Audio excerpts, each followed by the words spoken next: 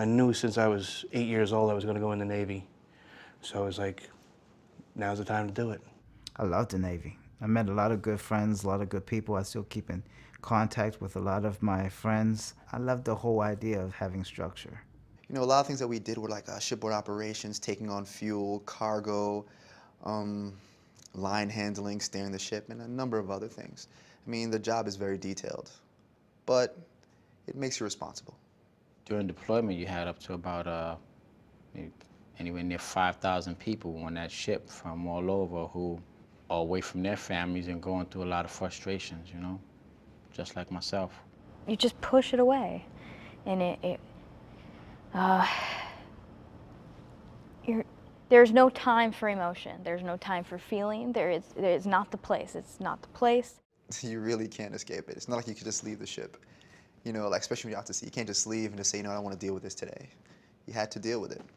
Well, when I got out, I can honestly say that the difference between a civilian life and military life, it's two different cultures. It's almost to the extent of living in another country.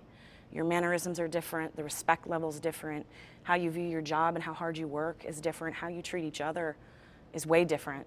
I was having issues with like proximity of people coming close to me or loud sounds and stuff. So much was on my mind, I wouldn't be able to sleep, or I was just, you know, just totally drained, and I would just want to sleep all day. Didn't really want to be around people. I was a hermit, I guess you would say. I tried to isolate myself and stay away from others, and just because I wasn't really comfortable speaking with them and you know, talking about what was going on in my life. I would see people who were happy. I would see people having a good time, and it honestly, I didn't fit into that. I couldn't be happy. I didn't want to be successful. I just didn't care. Also, the biggest thing for me is that I felt very out of place. Like, you know, I'm in a college environment, I'm working with kids that are my age, but still feeling like, you know, they're perceiving me as being this very hard military girl, and I was trying so hard to get out of that, and I couldn't, no matter what I did, seem to change that about myself. The bad dreams, the nightmares, they all started coming in. And it was like, I need help.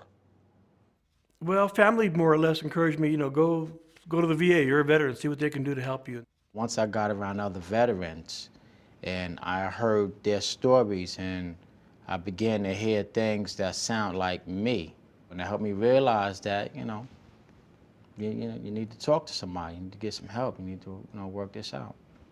You know, that was the turning point there, going to the VA center.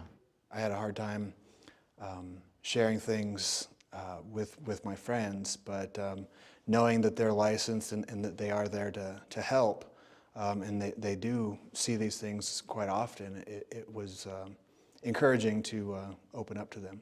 It's given me some strength and confidence, and I know some things to work with a little bit. I know I can go on and go forward. It's kind of like you've had this burden and this heavy pressure that's just been lifted right off your shoulders, and you feel a lot better. Whenever you were going in battle or doing whatever you were doing, you did it because you wanted to fight for your country, for your freedom. Going to see somebody to help is going to also help you to take that first step to get your freedom back so that you can be free from whatever is trying to take you down in your head, in your mind, in your body, in your spirit. You got to fight for who you are and what you are.